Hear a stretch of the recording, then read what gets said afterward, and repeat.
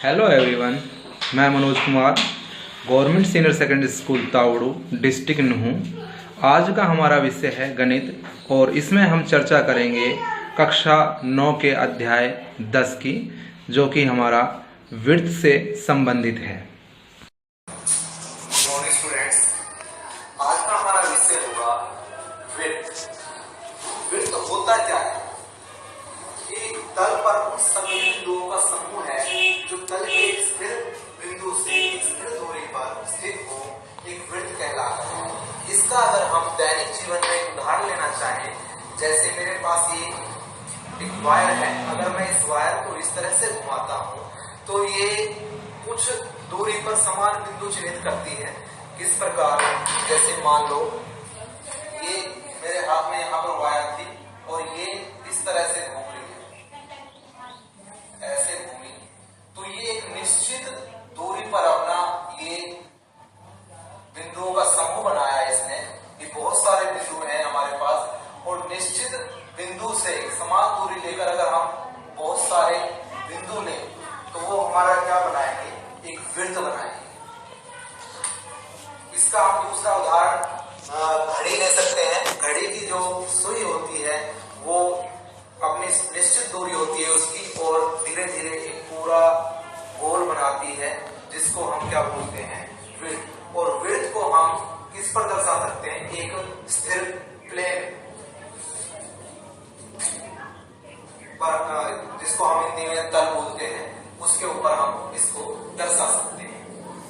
अब जो ये निश्चित दूरी होती है, इस दूरी को हम क्या नाम दें? हम इसका जो रिप्रेजेंटेशन है वो आर से कर देते हैं। आर और रेडियस के लिए हम आर यूज करते हैं और इसको हिंदी में बोलते हैं हम त्रिज्या।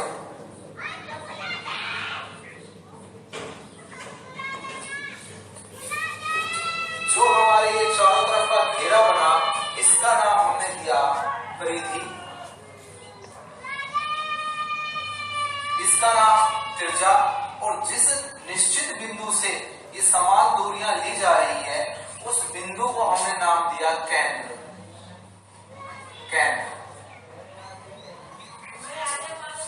तो इस तरह से अब त्रिज्या क्या होगी? त्रिज्या होगी हमारी केंद्र से परिधि के बीच की दूरी को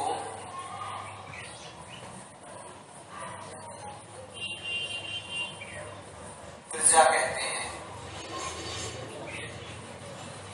त्रिज्या कहते हैं।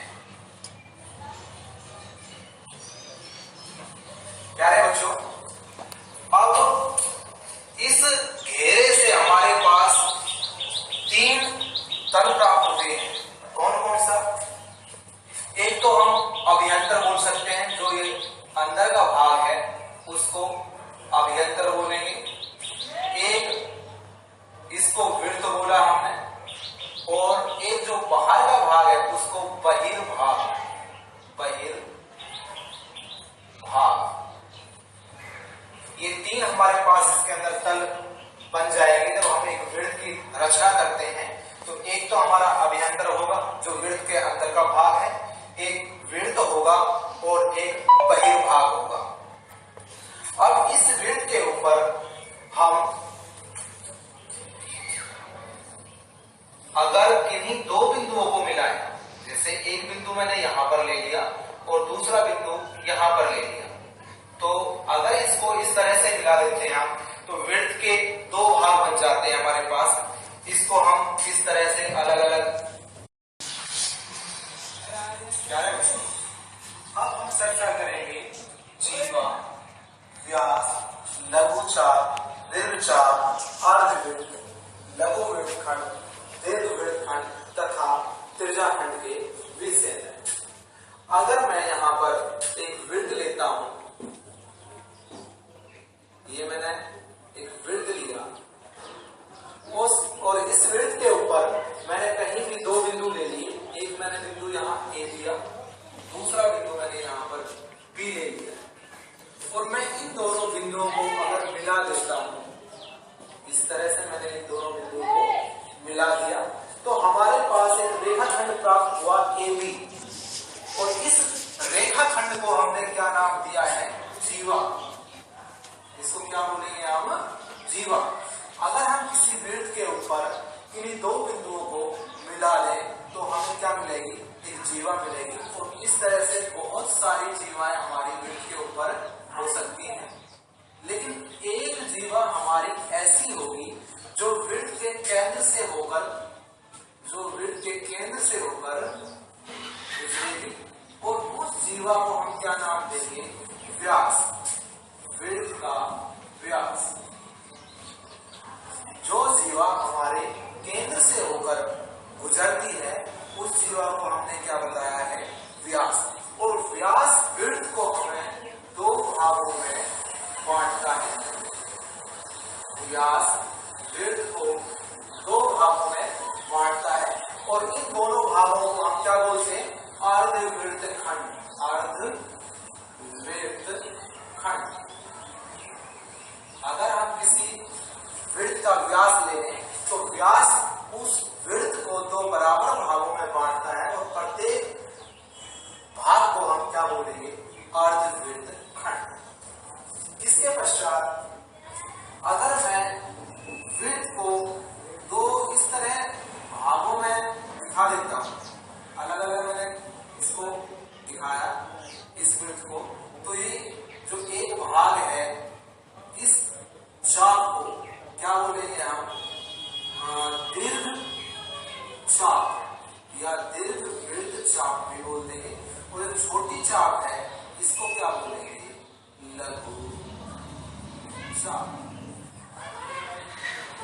अगर मैं वृत्त को कहीं से काट दूं और अलग अलग भाग कर दूं तो एक भाग छोटा और दूसरा भाग बड़ा है, तो बड़े भाग को हम दीर्घ चाप बोलते हैं और छोटे भाग को हम लघु चाप बोलते हैं।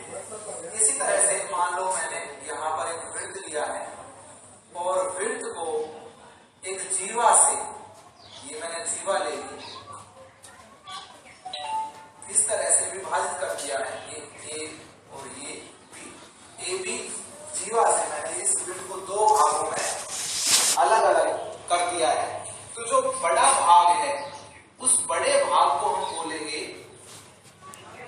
दीर्घ वृत्त खंड। दीर्घ वृत्त खंड। और जो छोटा वाला भाग है, ये वाला भाग, इस भाग को बोलेंगे हम लघु वृत्त खंड। जब हमारी जीवा किसी वृत्त को दो भागों में बांटती है तो बड़े भाग को हम दीर्घ वृत्त खंड बोलेंगे तथा छोटे भाग को लघु वृत्त खंड बोलेंगे।